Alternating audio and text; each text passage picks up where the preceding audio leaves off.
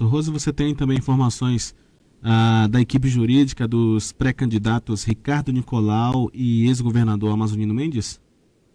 É importante registrar porque entra justamente neste campo. A gente não tem nenhuma informação a respeito da equipe jurídica de Ricardo Nicolau neste momento, mas talvez seja uma questão de tempo, porque outras fases dessa viabilidade para ser candidato, Ricardo Nicolau avançou, como, por exemplo, definir um partido para a disputa eleitoral deste ano. Ele se filiou no ano passado ainda ao Solidariedade para ser candidato em 2022.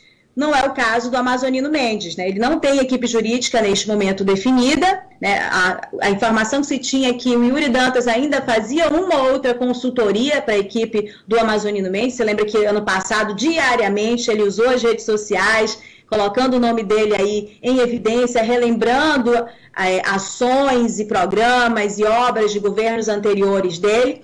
E eu soube que o Yuri Dantas ainda dava alguma consultoria nesse instante, naquele momento, mas se definindo no campo do Eduardo Braga, o amazonino fica completamente coberto e a expectativa é que ele fechasse com esse escritório jurídico também, né? Diminui bastante, a não ser que haja uma alteração aí, uma junção de campanhas, né? A gente não sabe do que vem pela frente. A questão é que, neste momento, não tem equipe jurídica, não tem ainda também partido político. E aí, o prazo de filiação partidária, que todo mundo que vai disputar a eleição precisa estar filiado a um partido até início de abril. Esse prazo, Arthur, é amanhã. Ele está realmente se extinguindo, né? Ele está realmente cada vez ficando mais reduzido, e essa definição não acontece para o Amazonino Mendes. Claro que isso gera alguns impasses, né? Enquanto os outros avançam e se organizam de maneira melhor para essa eleição, que não vai ser uma eleição fácil, ele tem alguns impasses em função de não ter um partido. Primeiro que o partido União Brasil ainda não se constituiu. Esse já é um dado. Mas há um outro dado, que há adversários, a gente tratou aqui na coluna, no ano passado, os nossos ouvintes já sabem, que como é o governador do estado, que tem a máquina, que tem uma grande força, né, que pode tirar esse União Brasil do Amazonino Mendes. E isso ainda existe, muito embora aliados do Amazonino Mendes digam que não, que está tudo certo para o Amazonino se filiar à União Brasil.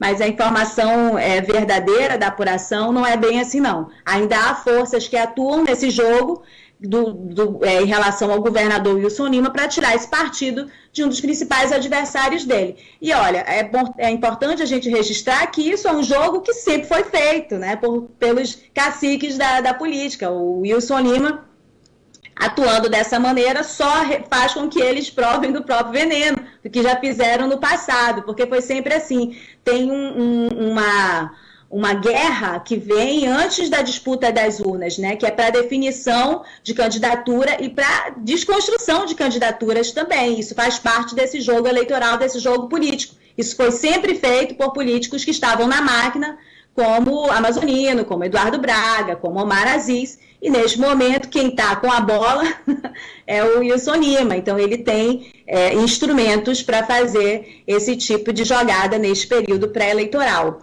Olha, Arthur, eu queria acrescentar ainda mais um pouquinho dessa nossa fala aqui sobre essas definições eleitorais. É importante que a gente entenda que está todo mundo meio rendido também, não só para o cargo executivo, mas também para os cargos proporcionais, porque tudo depende do que vai ser definido nacionalmente das federações, que partidos vão se unir em federações com outros partidos. Isso vai definir tudo. Então, está todo mundo esperando essas definições para saber que jogo eles vão jogar, em que campo eles vão jogar, né? Quem que vai se filiar onde, quem vai sair de qual partido, né? Quem vai levar seus aliados para outro campo, se as ideias não convergirem. Olha, a gente já viu falar, por exemplo, de união do MDB com o Avante, MDB de Eduardo Braga, Avante de Davi Almeida, que está conversando com outros lados para levar seu apoio aí como uma liderança, né, de uma máquina municipal. Então, tem muita coisa ainda para rolar.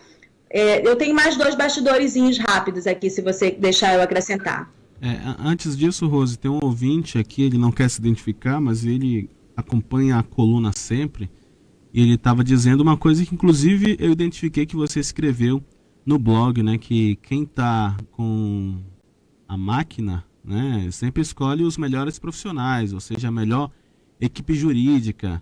E aí um contraponto, como disse aqui esse ouvinte, é que os que estão representando o atual governador foram aqueles que representaram no passado o ex-governador Amazonino Mendes, que inclusive entraram com aquela ação, todo o trâmite no TRE, apresentaram aquela ação contra o pedido de cassação contra o governador Wilson Lima. É isso mesmo, né?